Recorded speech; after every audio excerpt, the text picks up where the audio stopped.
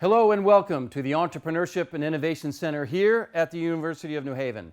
I'm Mike Maguire, and this is On the Spot.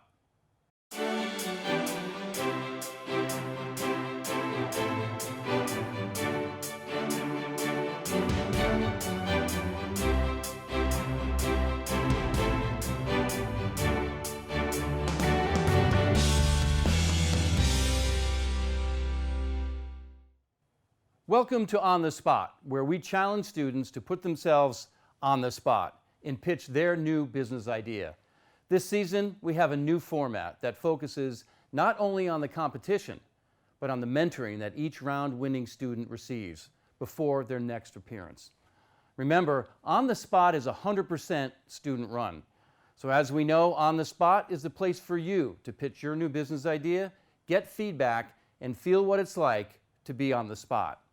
So we invite students from all over Connecticut to stand on the spot and pitch their business ideas to a panel of judges, each one entrepreneurs and experts in their own right. After each pitch, the judges will decide if you and your pitch have what it takes to make it through to the next round. If you do, a mentor will help you refine and sharpen your pitch before returning to the spot to pitch again. And if the judges agree, you'll have a chance to compete in our pitch-off at the end of the season, battling it out to become On the Spot's Student Entrepreneur of the Year and to win $500. Today, we have our two contestants. One will move on to the next round and one will not. Now, let's meet our panel of judges. First on my left is Kevin Gilligan. Kevin is the CEO of Structural Graphics, an integrated direct marketing company. Welcome, Kevin. Next in the center spot is Lisa Mixus. A returning judge from a previous episode, Lisa is a marketing and publishing executive who currently owns a company that sells therapy equipment for animals worldwide. Welcome, Lisa. Finally, to my right is Warren Fisher. Warren is a returning judge from last season, as well as a technology CEO who serves on the advisory board of 4 startup companies. Welcome back, Warren. Okay, the panel's in place. It's time to meet our first contestant. Ladies and gentlemen, please welcome Joseph Poveromo to On the Spot with his idea called Vanguard Energy Solutions. Joseph, you're on the spot. You have 3 minutes. Go. So, energy. It makes the world go round, whether it's the ATP in our cells or if it's the heat that heats your home. We need it, and we always want more of it. Since Rockefeller came up with, kerosene and how to create that and make a fuel for lanterns and then later cars, we have relied heavily on oil, coal, and natural gas. Oil has merely a 71% effectivity rating when it comes to burning it. Only 71% of the energy in oil is used when it is burned. These gases also release harmful things into the air, such as CO2, and can contribute to global warming and rising sea levels. Vanguard Energy Solutions is committed to changing this and making sure that our tomorrow is safer, more effective, and can carry us through centuries to come. Solar, wind, geothermal, hydropower, all of these things are great, but they all have very, very specific needs and also come with their own unique set of problems. Now, when nuclear energy is talked about, people often say nuclear waste is a big issue and nuclear meltdowns. It's a very, very common thing to say, and it has merit. Our tentative goal is roughly 50% of households that are running on nuclear power by 2022. If this can be met, then roughly 555 billion metric tons of CO2 can be taken out of our air and can further help with the growing need to stop global warming. Oil, natural gas, coal, they all serve a very important economic problem for us. Oil especially is a crutch that we've been relying on for what I believe is way too long. Small things such as a drone strike in Saudi Arabia can cause our president to need to dip into our reserves of oil. Oil is finite as well, as plutonium is as well, but oil much more. On top of that, if anything ever happened and we ran out of oil or we lost a lot of it, the economic consequences would be immense. I mean, we have really no backup. No backup that we can just really sit on and believe it will work. Again, like I said, solar, all of these renewable energy sources are great, but they pose their own issues. So what I ask of you guys is not to invest in me for your children, but to invest in me for mine. Thank you very much.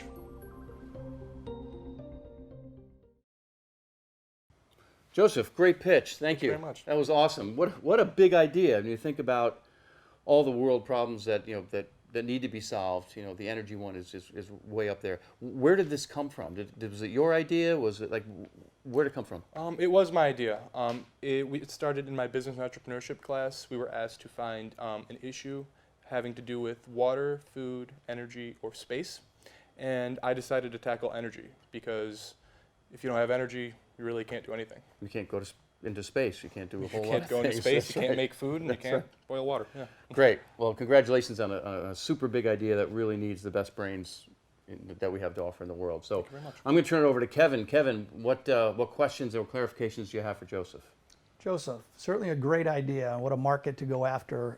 First question is about your audience. When you're thinking about retrofitting, who are you targeting first with this idea? Definitely big energy companies, people that own the plants. The decision is eventually up to them. And what I wanted to do was convince them on why this is such a good idea and why they should do it. Nuclear energy is a big investment. It's a lot of money, but the upkeep for nuclear energy is roughly 49 cents a watt. So once it's built, I mean, the return on investment is very good. On top of that, a lot of companies, especially nowadays, I mean, global warming is at the forefront of any issues. I mean, you flip through the news and you just cannot see something about global warming or CO2 emissions. I mean, it's all over the place. So, I mean, PR is huge for these companies. If they can get people behind them, if they can stand up and say, here we are, a big company making a change for the better of our Earth, I mean, people flock to them. That's what I think, personally. Great. I think anything that's looking to, as you said in your pitch, make a safer tomorrow and a sustainable tomorrow is an admirable concept, and I'm certainly all for it. But kind of along Kevin's lines, if your customer ultimately is the energy company, correct? Is that who you're going to be targeting for revenue, to buy your product? It's the energy company. Why haven't, and these energy companies have been doing, a lot of these companies have been doing this for a really long time. Why haven't they done your concept yet? I think the way they look at it is, if it isn't broke, don't fix it. So basically, they've been doing this for, like you said, for a very long time. It's worked great. I mean, we have really no energy shortages, no issues with infrastructure. But yeah, today we don't, tomorrow we don't, but in the future, we will. And I believe that instead of focusing on revenue now, we should think of what's going to happen in the future. And if these shortages come to fruition and, all of a sudden all the big oil companies don't have much oil to use anymore, then, I mean, it's a huge issue economically, societally, and when it just comes to power in general. Why did you choose nuclear versus some other power methodologies which may be politically more appealing in today's society? Of course. So one of the biggest ones, solar energy. It's huge, it's renewable, and there's unlimited sunlight, right? Big issue with solar energy is two main things that I focus on, which is one, when these panels, when their life is over and they're disposed of, they end up, the things inside the, I believe they're called photovoltaic cells. The cells, yeah. Yes, they seep into the ground, and it's toxic for the environment. It is terrible for the environment. It can harm the ecosystem, and it can certainly harm water sources nearby. Second big issue is space. When it comes to solar, you need enormous amounts of space to create enough energy to sustain a small city, for example, which is the scale I'm going for. Another one could be wind power. It's a great idea, but another two things about wind is, one, again, space and quantity.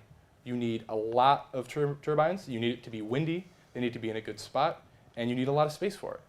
And second about wind, you have birds, flocks of birds going by, and if these turbines are spinning, these birds are migrating, it hits the birds and it messes them up too, because that's something they've known for their entire lives. Thank you, Joseph. Great pitch, great feedback. I think you've listened to the advice that the judges have provided, and I think it's just going to improve your pitch. So, thank you. And if you could go off stage, and while we meet our next contestant. Ladies and gentlemen, please welcome Gabriel Grijalva to On the Spot with his idea called Rapper's Delight. Gabriel, you're on the spot. You've got 3 minutes. Go. The food industry, as it is a very saturated industry. There's a lot of competition amongst restaurants, supermarkets, food service companies, and also food truck companies.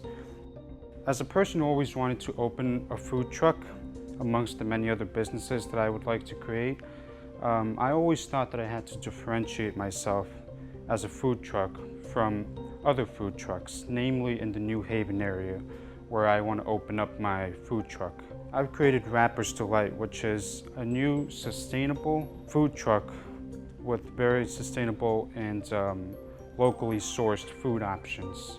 With this food truck, I would like to target people who are very health conscious and people who are, for example, in a hurry in the city of New Haven. Sometimes they may be working and they may not have time to prepare their own lunch.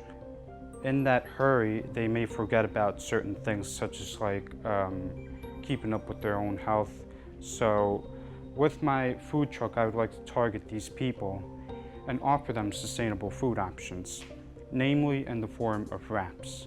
Because with wraps, they're pretty versatile, and you can do just about anything to make it healthy. Like, it can be based out of soy, you can make it tomato flavored, or even add spinach in it.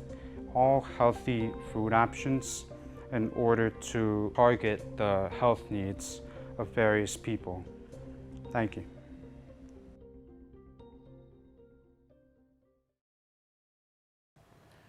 Gabriel, nice pitch, great idea. When you start talking about food, I get really excited about this. So, where did the idea come from? Did you have restaurant background in your family, or just a food truck person, or where did it come from? Well, actually, it started back in high school, in my freshman year of high school, when I was watching Cupcake Wars.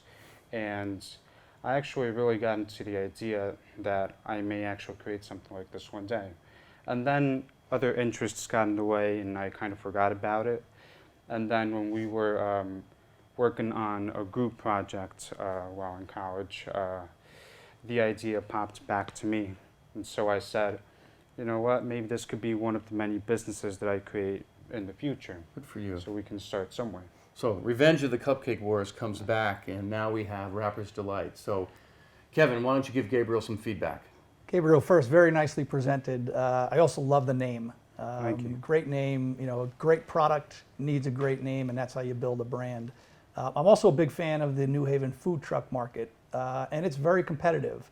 How does your brand, how does your product and food truck stand out amongst the sea of food trucks in New Haven? Right. I actually did think about the competitiveness of the food truck industry, and what I wanted to do is create a fun way of eating healthy. Sometimes the tastiest foods are the ones with the lowest nutritional value, like burgers or French fries.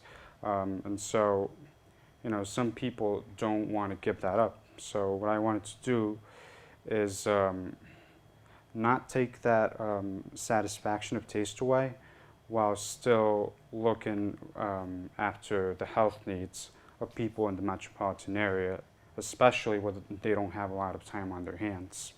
I love food trucks, and I do not eat meat. So I always have a huge problem finding food trucks that have that aren't barbecue based or burger based or something fried, basically. So I am totally in love with the sustainable, locally produced food truck concept. But my questions to you, I mean, you see these they're not food trucks when you're in cities, they're storefronts, but you see them popping up a lot of more healthy options, quick, fast, healthy options. So you're definitely on to something with that concept. So how are you, if I'm a target customer of yours, how are you going to get your message to me specifically? So what I'm going to do is basically say that you can go to any other food truck, but it's not guaranteed that you'll get great taste or sustainably sourced ingredients, or in your case that you don't eat meat. We also offer vegan options or vegetarian options too. First of all, kudos. Sustainable food trucks are great. Now, if it's next to a sustainable brewery, I'm even happier. But but clear. See, you smiled again. I'm very happy with that. I have some questions. First, you mentioned the types of wraps. Now, are you making your own wraps, or are you buying the wraps, or where are the wraps coming from? Because you mentioned spinach, tomato, others. Are these yours? Right, we would make our own wraps on the truck by request. So, if somebody wants something with tomatoes or spinach, we would have the separate ingredients in the truck, and of course the wraps, and then we would make it by request. Okay. Well, thank you. All right, so one of the pieces of advice I'd have for you is that what's great about your business concept is it's self-contained, and there are models out there that look like you. Mm-hmm. Get a beach chair, go sit down in front of a food truck for a day and count how many people buy. All right? Okay. You get an average price of what your wrap is going to be, $9, $6. You count how many people went to that truck. You start to get a daily revenue model. And you can start using existing information just by observation. Oh. So just it's kind of it's guerrilla market research. So I'd encourage you to think of it in those terms. But Gabriel, thank you so much for your great pitch. Judges, great questions. So would you join our other contestant off stage while our judges begin to deliberate? Well, judges, now it's up to you. You've got to evaluate a change the world energy solution and a healthy food truck. Good luck in trying to determine who moves on for the next round. So Joseph, first, I love his passion. He obviously, this is an idea that means a lot to him. Certainly the way he's approaching this from an environmental standpoint, you can tell he's passionate about it, and I love that in an idea. Yeah, definitely, yeah. I think the research was good. He presented a lot of opposing arguments about why nuclear over solar. And wind, he certainly had a lot of arguments in favor of his option. So I also really like that about the presentation. So, yeah, as I did too. I mean, it was, but what's still sticking with me is why haven't we been hearing more about nuclear? It's all about wind, solar, and he even mentioned solar. One of the big issues with solar is waste. With the solar panels and leaching into the soil and into the water stream. That's exactly the same issue that we have with nuclear waste, is how you prevent it from leaching into the soil and making sure that it doesn't create more of a problem down the line. So for me, that's a big, it's a hurdle. There's just, for some reason, we haven't been hearing a lot of it. We don't see a lot of nuclear plants coming online. All of the media conversation has been for more green and sustainable options. So I'm sort of stuck there. Well, I love the big picture. I love what he's trying to achieve. But I have major concerns on the viability due to political and, frankly, the issues with fission fuel now, where all the research is going to fusion. I don't know when it's going to be real, but very few, if you look at new nuclear plants being built around the world, the United States isn't part of it. There's France, there's China, there's Russia, but no U.S. companies are building nuclear plants, so I don't know how he's going to get nuclear plants built here in the States. Right. Yeah, and I think that's something that he needs to think a little bit more about, is how to approach that market, because there's an education component to it. There's an investment component to it. And then there's the idea of how do you convince these large companies to move forward with that type of idea. And then I get think the those are local things he's got to think through. governments to certify building one, never mind, and getting started. So And well, not only local governments, but the citizens in the town, you know, Right. who wants to have a plant in their backyard, you Yeah. know, given what happens if a plant does go down. So with that, what I'd really like to see Joe do is continue with the thought of sustainability and reducing the carbon footprint due to energy, and look at other areas that could be as effective and then palatable to, and work in conjunction with the current plants. Because I like the idea of working in conjunction with a plant. And if he can apply solar or wind or water, depending on where the plant is located, he might be able to get people's attention. Right. And I feel like he's done a lot of that homework, actually. I mean, he presented a lot of information and facts about the industry. So I don't think it would be, I think he has that information available, but maybe has not looked at it in a perspective like that. That's a very good concept. Yeah, and I'd also like to see him speak to some of his prospective clients and see what they think, and take that feedback into how he moves forward. Yeah. The other thing I think he's got to expand a little more is the investment model. You know, where is he getting his money from, and also what is the investment going to be from his customers to retrofit their plants, and what does that model look like? Right. Great. So along the investment lines, actually, the Gabriel's, my question as to where are you going to get the funds to buy your first truck, I seems to me like he has a little bit to go still on sort of conceptual, or not even just conceptualizing, putting a revenue model together and really looking at, you know, like Mike was saying, you know, how many people are coming to the truck? What are you going to be charging for your wraps?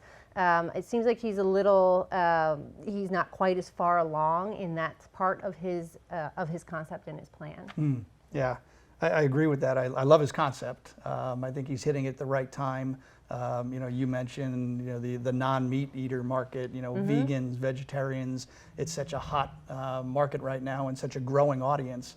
I think there's a real opportunity if he positions this food truck correctly against all that competition out there. Because Right. if you go down to New Haven, you see a lot of that same, you know, barbecue, heavy food. Yes. And I think he's got a real opportunity here to really stand out in that sea of competition. I totally agree. I mean, if you guys have been in most of the big cities now, there are, like I said, they're storefronts, they're retail, but it's all healthy, fast options, and they're always busy. You know, and especially the ordering ahead. You know, order online first, and then just pick right up. Especially if it's the truck, that could be a way that he differentiates is that you can order it through app first and just pick up at the truck, as opposed to, especially you mentioned something earlier off camera about seasonality of the trucks and how you make sure that you keep that customer base coming year round.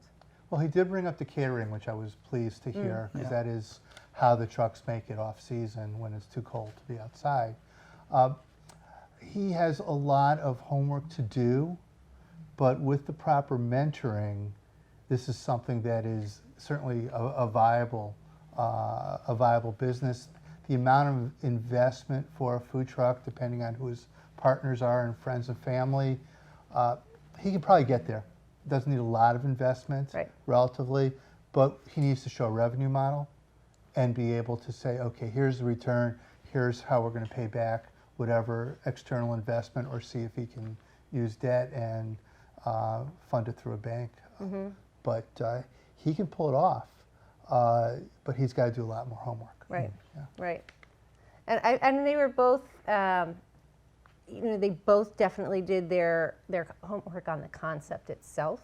I think they were both, who wouldn't be nervous? I'd be nervous if you're pitching an idea in front of, 3 random strangers that are going to tear you apart or, elevate you, one or the other. So I think they did a good job. They were very composed, very professional. I was, and they actually presented it well, first time around and no stumbling blocks. So I was impressed with both of their presentations, given the circumstance that they're in, because it's definitely a little nerve-wracking. Absolutely. Yeah.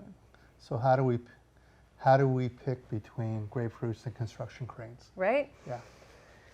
How do we do that? Yeah. Are you leaning one way? I am leaning one way. Are you leaning? I am leaning one way too. All right. Then I think we have our decisions.